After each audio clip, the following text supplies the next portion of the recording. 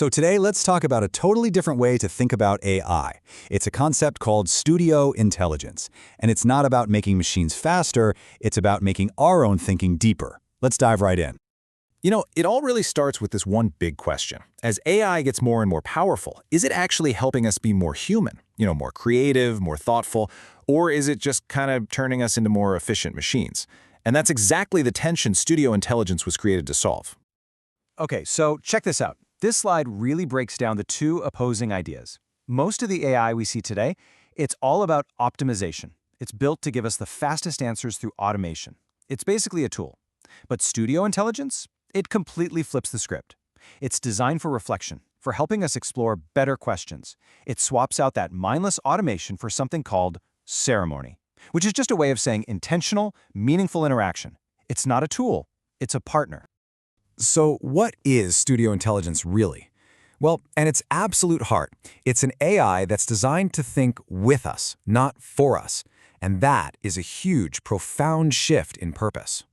The official name for it is the Studio Intelligence Suite, or SIS for short. And just listen to that definition, a digital philosophical ecosystem.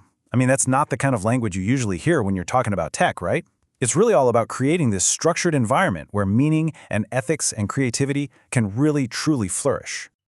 And get this, its origin story is just as unique.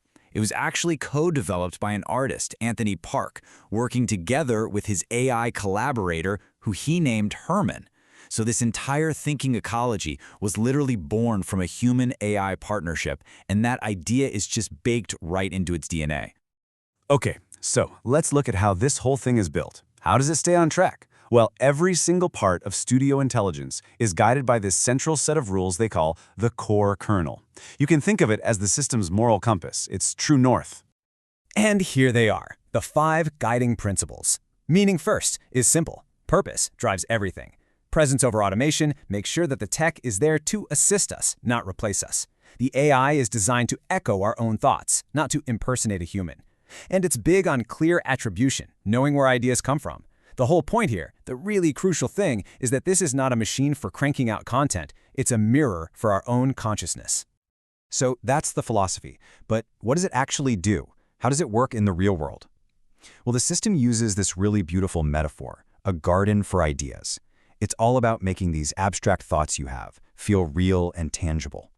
So picture this. The whole system is built with these 15 interconnected modules. The source material describes them perfectly. They're like different departments in a creative lab. Each one is a different way of thinking. You might have one for art, one for philosophy, one for ecology, but they all share that same ethical core kernel we just talked about.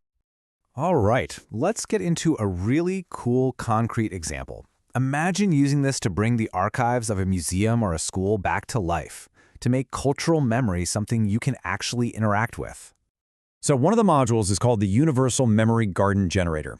And what it does is it takes a dusty old archive and turns it into this living, breathing digital ecosystem. Every story, every artifact becomes a flower. And as you start to discover the connections between them, the whole garden visually blooms. It's just a brilliant way to turn static, boring data into this dynamic web of meaning. And here's another one, and this one is super powerful. I mean, how do you make something as massive and abstract as climate data feel personal? How do you make it urgent? Well, studio intelligence can take those cold, hard statistics and translate them into art that you can actually experience. Imagine a public sculpture, and its lights shift and change based on the real-time pollution levels in your city. Or picture a digital coral reef that sings based on the health of the ocean. See, the goal isn't just to show you the data, it's to make you feel it. It's a system designed to transform data into empathy. Now, underneath all of these applications is this core philosophical idea, this big concept, fractal thinking. It's really about seeing the deep patterns that connect everything, seeing the whole in the part. The system has a name for this, fractal consciousness. And it's this idea that the patterns we see out there in nature, where a tiny part reflects the whole thing, that same principle applies to our minds. Our small, individual thought patterns can actually be a mirror of our entire worldview. This quote from the source material just nails it perfectly. Just as a leaf resembles a tree, a single thought can mirror an entire worldview.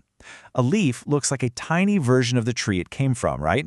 Well, in the same way, a single thought or one little assumption we make can be a miniature version of our entire belief system. And Studio Intelligence is designed to help you see those connections. Okay, so let's tie all of this together. Why does a system like this, a new way of thinking, matter so much right now? Especially for the next generation of artists and scientists and leaders. Because this is the core takeaway. In a world that is completely obsessed with speed and getting quick, easy answers, Studio Intelligence offers up this radical new definition of what intelligence is. It's not about how fast you can find an answer, it is about how deeply you can understand the question. It's about choosing reflection over reaction. And that leaves us with this final and I think really important question. The whole metaphor of the garden, it puts the responsibility right back on us.